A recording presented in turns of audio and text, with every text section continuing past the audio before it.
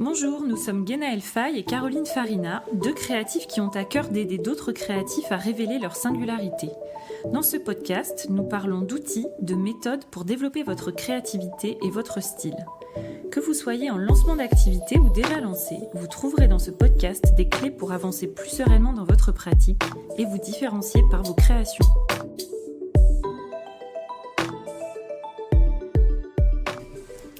Bonjour à toutes, bonjour à tous, ravie de vous retrouver en ce début d'année 2025.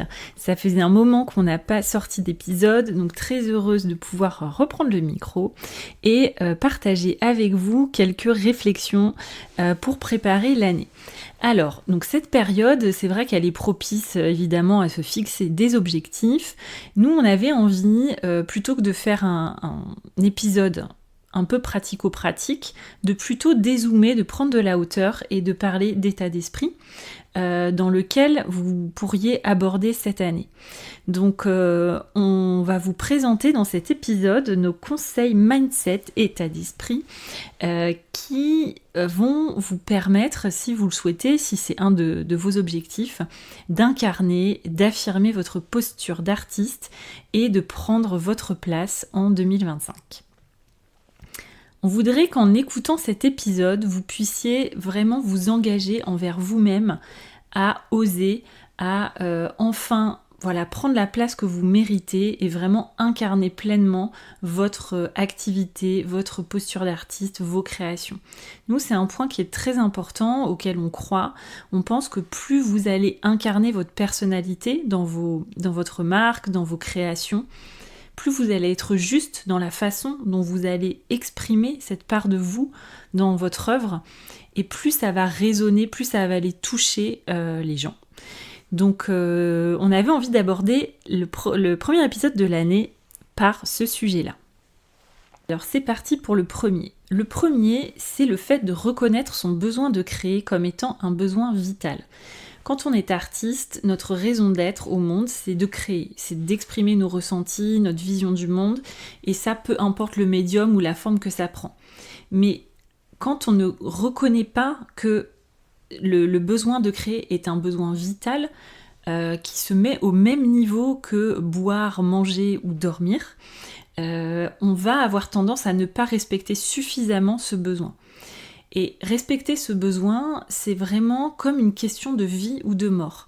Donc de le conscientiser, ça nous paraît un premier pas dans ce chemin d'incarner sa posture d'artiste.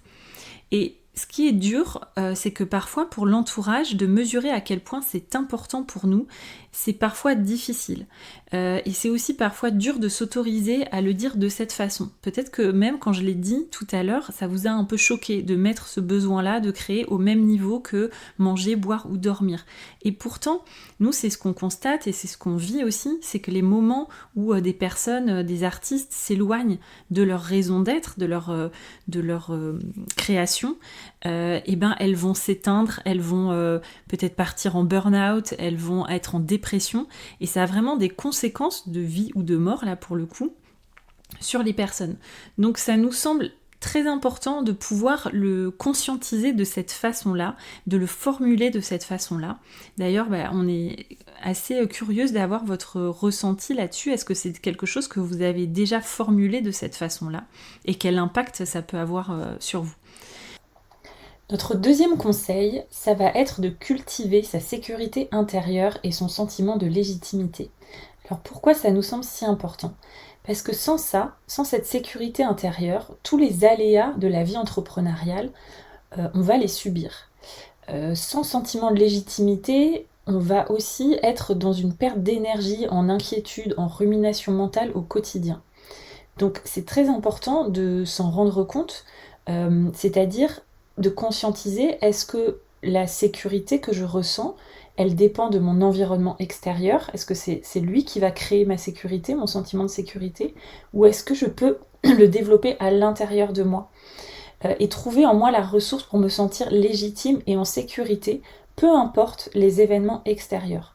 Donc celui-là, il n'est pas facile à travailler parce que ça demande de faire face à ses peurs, ça demande de ne pas être dans le déni de comment je me sens et de vraiment travailler sur qu'est-ce qui cause ces peurs que l'on ressent. Mais pour nous, c'est vraiment une des clés pour pouvoir oser se montrer, s'affirmer, prendre sa place. Parce que quand on se sent suffisamment en sécurité pour que l'environnement extérieur ne conditionne pas notre état d'être, on est capable de beaucoup de choses. Donc ça ne veut pas dire que quand on travaille sur ça, on est plus perméable à ce que l'environnement nous propose comme challenge au quotidien ou à ce que les autres nous renvoient. Par contre, on est vraiment dans cette démarche de se dire combien de temps je vais me laisser impacter par la vie d'autres personnes, quelle intensité va avoir cet impact sur moi, qu'est-ce que je choisis de donner comme importance à toutes ces choses extérieures qui vont venir forcément bouleverser les plans que je m'étais fixés et peut-être un peu me déstabiliser par moments dans ce que je ressens. Et celui-là, il est spécialement pertinent pour les artistes, les créateurs, parce qu'on expose beaucoup de soi quand on veut affirmer une posture d'artiste. On va exposer beaucoup notre vulnérabilité. Donc si on n'a pas développé cette sécurité intérieure, si on ne l'a pas cultivée au quotidien, on risque d'être déstabilisé beaucoup par le retour extérieur d'autres personnes, le regard sur notre travail, et ça va nous empêcher vraiment de montrer notre travail et d'oser dire qui on est. Ça nous amène à notre troisième conseil qui est assumer pleinement son unicité. Donc il est forcément lié à ceux d'avant, mais qu'est-ce qu'on veut dire précisément par là ? Votre histoire, votre point de vue, votre vision du monde, qui vous êtes, votre style, ce sont vos super pouvoirs. Le fait de les connaître, de savoir en profondeur qui vous êtes, ce qui vous anime, ce qui est important pour vous en termes de valeurs par rapport à votre histoire, par rapport à votre personnalité, et les affirmer pleinement, ça fait partie du chemin pour incarner votre posture d'artiste et prendre votre place. Pourquoi c'est lié à celui d'avant ? C'est parce que si on n'a pas ce sentiment de sécurité intérieure, cette partie-là d'assumer pleinement et de montrer au monde qui je suis et qu'est-ce qui est important pour moi, il est vraiment difficile. Parce qu'on peut être incompris, parce qu'on va forcément pas plaire à tout le monde. Et même c'est exactement ce qu'on cherche. Donc celui-là, pour nous, il est capital parce que l'authenticité, la justesse, la congruence, ça va attirer les bonnes personnes pour vous et c'est ça qui va construire votre succès. On arrive au quatrième conseil qui est de changer de regard sur la vente et développer une mentalité d'abondance. La vente, c'est peut-être le sujet vraiment qui rejoint beaucoup des artistes et des artisans d'art que l'on rencontre. Souvent, vendre, c'est difficile, vendre, ce n'est pas naturel, vendre, ça pose des difficultés dans l'activité, beaucoup plus que la créativité, la création. Travailler sur son mindset de la vente, c'est-à-dire essayer de vraiment changer son point de vue sur la façon dont on pense la vente, dont on la considère, la place aussi qu'on lui donne dans notre activité. On a besoin de vendre pour pouvoir continuer de créer. Donc ça fait vraiment partie du jeu, si on peut dire. C'est vraiment une manière de donner à notre art l'opportunité d'avoir un impact. Le voir comme un acte de générosité, un acte de connexion plutôt qu'une obligation, ça peut vraiment changer les choses. Donc en termes d'état d'esprit, c'est ce qu'on vous propose, c'est de le considérer comme ça. Il y a un chemin pour aller jusqu'à cet état d'esprit-là, mais vraiment de partir sur un postulat qu'il y a de la place pour tout le monde, d'adopter une vision où on voit aussi la réussite des autres comme une preuve que c'est possible pour nous, et non pas ah lui il y arrive ou elle y arrive, mais moi j'y arriverai jamais. De voir ça plutôt comme des opportunités et d'être dans cet état d'esprit-là, ça va attirer davantage d'opportunités, de collaboration et voir la vente vraiment comme un cercle vertueux. Donc on vous conseille d'aller écouter l'épisode qu'on a fait sur le sujet.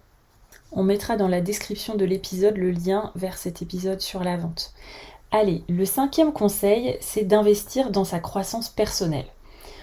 Pourquoi on a fait cet épisode sur le mindset, l'état d'esprit aujourd'hui? C'est parce qu'on pense vraiment que c'est le plus gros levier de succès que l'on a dans nos entreprises. Travailler sur ses croyances limitantes, s'entourer de mentors, de pairs qui nous inspirent, et de considérer le développement personnel ou la croissance personnelle comme partie intégrante de notre carrière créative, ça fait partie, nous, des valeurs auxquelles on croit, et c'est aussi des choses que l'on expérimente.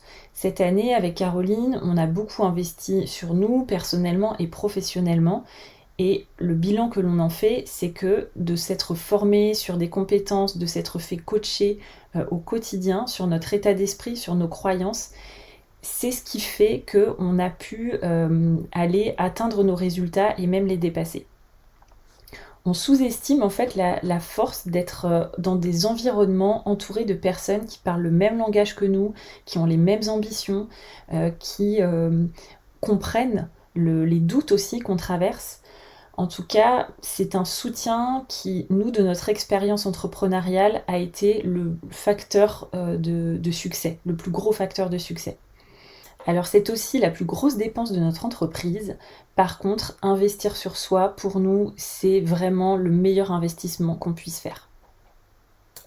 Allez, on arrive au conseil numéro 6 qui est écouter son intuition mais agir avec stratégie. Beaucoup d'entre nous sommes très intuitifs. Notre intuition, c'est une boussole qui est très puissante. Seulement, le revers de la médaille de ça, c'est que fixer des objectifs, planifier, structurer une stratégie, poser des actions concrètes dans le temps, c'est souvent très difficile. Et c'est super d'utiliser son intuition. En tout cas, nous, on ne va pas dire le contraire. On l'utilise aussi beaucoup dans notre business. Mais quand elle est soutenue par des actions concrètes, des plans structurés, ça démultiplie complètement les chances de succès. Donc trouver un équilibre entre utiliser son intuition et créer des stratégies concrètes et des plans d'action pour atteindre des objectifs, ça nous semble vraiment important pour pouvoir incarner, prendre votre place sur le marché. Et enfin, on arrive à notre dernier conseil, et si vous nous suivez depuis un petit moment, ou si vous faites partie des personnes qu'on a accompagnées, vous le savez que celui-là, il est vraiment super important pour nous, on avait envie de terminer par celui-là, c'est le fait de célébrer chaque victoire. Célébrez vos victoires, même les plus petites, chaque semaine, chaque jour si vous le voulez. Ça envoie un message de gratitude à notre cerveau, à notre corps. Dans ce conseil-là, c'est vraiment de se dire que célébrer, c'est pas réservé aux grandes victoires. C'est-à-dire qu'on va pas attendre la fin d'année pour voir si on a atteint nos objectifs, pour dire ah ok maintenant j'ai le droit de célébrer mon succès. Non, c'est vraiment au quotidien de aussi conscientiser chaque petite réussite, le fait de réussir à se lever et à créer, ne serait-ce que 5 minutes, 10 minutes, ça peut être une victoire pour certains. Et c'est une victoire qui, en célébrant chaque semaine, chaque jour, va permettre de cultiver cette forme de gratitude au quotidien et aussi de se créer des ancrages. Ces ancrages sur lesquels on va pouvoir aussi construire notre sentiment de légitimité, notre sentiment de sécurité intérieure. Et c'est ça qui va nous aider à nous développer. Alors ce conseil-là, il peut paraître très simple, par contre, il est quand même assez difficile à faire. Donc nous, on vous encourage à vous entraîner, peut-être déjà chaque semaine, le dimanche soir ou le lundi matin, ou le moment que vous souhaitez, qui vous semble bien, de vous forcer dans un premier temps à chercher vos victoires de la semaine. Et puis après, vous allez le faire chaque jour. Et puis après, ça sera quelque chose qui va devenir complètement intuitif. Et quand on dit célébrer, ça veut dire se le dire, mais ça peut être aussi marqué par un acte vos victoires. Ça peut être quand vous faites une vente d'aller vous acheter un gâteau dans une super pâtisserie si vous adorez manger des pâtisseries. Ça peut prendre la forme que vous voulez. L'idée, c'est vraiment de marquer le coup pour que le corps se souvienne, que le cerveau se souvienne, que on célèbre en fait toutes nos réussites. Et ça va vraiment créer quelque chose de très vertueux et ça va vous permettre de rester motivé et aussi de nourrir votre créativité, de nourrir votre énergie de joie, par exemple. Voilà pour les conseils. Allez, un petit récap très rapide. Le premier, c'était reconnaître son besoin de créer comme étant un besoin vital. Le deuxième, développer, cultiver sa sécurité intérieure et son sentiment de légitimité. Le troisième, assumer son unicité, l'assumer pleinement. Quatrième, changer de regard sur la vente et développer une mentalité d'abondance. Le cinquième, investir dans sa croissance personnelle. Le sixième, écouter son intuition et agir avec stratégie. Et la septième, célébrer chaque victoire. Voilà, j'espère que cet épisode vous aura plu. On vous souhaite le meilleur pour cette année. On vous souhaite beaucoup de succès dans vos activités. Dites-nous, venez nous dire sur Instagram ou par mail suite à la newsletter quel conseil vous a le plus touché ou quel engagement vous prenez aussi pour vous pour oser prendre votre place cette année. On vous retrouve dans un prochain épisode, on l'espère très bientôt et en attendant, on vous souhaite le meilleur pour cette année 2025.